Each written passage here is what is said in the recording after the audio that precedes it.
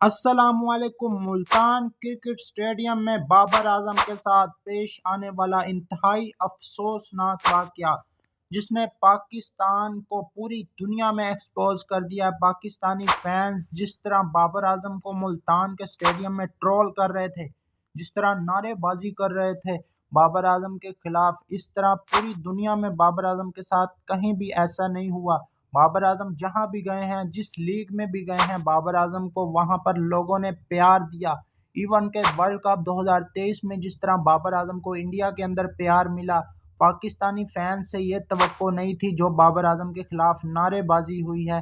बाबर आजम, ये वाकया है पिशावर ज़ल्मी और मुल्तान सुल्तान के दरमियान मैच का। जब बाबर आजम की टीम पिशावर ज़ल्मी बैटिंग कर रही थी तो बाबर आजम जल्दी आउट होकर आकर डग आउट में बैठ के डग आउट के पीछे वाली साइड पे जो फैंस बैठे थे उनमें से चंद एक फैंस ने बाबर के खिलाफ नारेबाजी शुरू कर दी और जिम्बाबर जिम्बाबर के नारे लगाना शुरू कर दिए। हालांकि बाबर आजम ने बड़ी टीमों के खिलाफ अच्छा परफॉर्म किया है जिम्बाब्वे की निस्बत।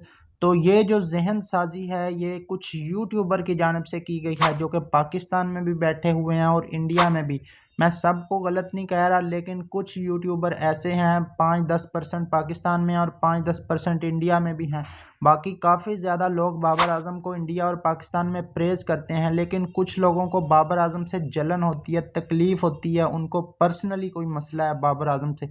बाबर आजम ने आज तक जो परफॉर्मेंस दी है बड़ी टीमों के खिलाफ, 3 T20 सेंचुरियां बाबर आजम की, जिनमें एक सेंचुरी बाबर आजम ने न्यूजीलैंड को मारी है, एक सेंचुरी साउथ अफ्रीका को और एक वेस्ट इंडीज़ को।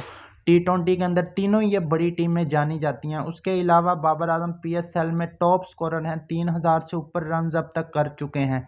PSL में कोई बॉलर जिम्बाब्वे का नहीं खेलता। खैर, ये तो बात हमने हेटर्स को, हमें क्या ज़रूरत है हेटर्स को सबूत देने की। उनको भी पता है कि बाबर आजम की परफॉर्मेंस पूरी दुनिया बाबर आजम को मानती है और जानती है। लेकिन जिस तरह ये लोग अपने चैनल्स पर बैठकर बाबर आजम के खिलाफ जहर उगलते हैं, बाबर आजम को कभी घंटे का किंग कहते हैं और कभी बाबर आजम को कहते हैं कि ये जी मैच विनर नहीं है, ये अपने रन्स बनाता है और चला जाता है, उन लोगों को शर्म आनी चाहिए। आप लोग भी उनका बॉयकॉट करें, आप उनके चैनल्स पर जाकर उनकी वीडियोस देखना बंद करें ताकि उनकी व्यूवरशिप कम हो और उन लोगों को अकल आए। उम्मीद है कि आपको आज की मेरी वीडियो पसंद आई होगी। अगर आपको वीडियो पसंद आई है तो वीडियो लाइक कर दें, हमारे इस चैनल को सब्सक्राइब कर दें, वीडियो शेयर करें। मिलते हैं नेक्स्ट वीडियो में, तब तक के लिए अल्लाह हाफिज़।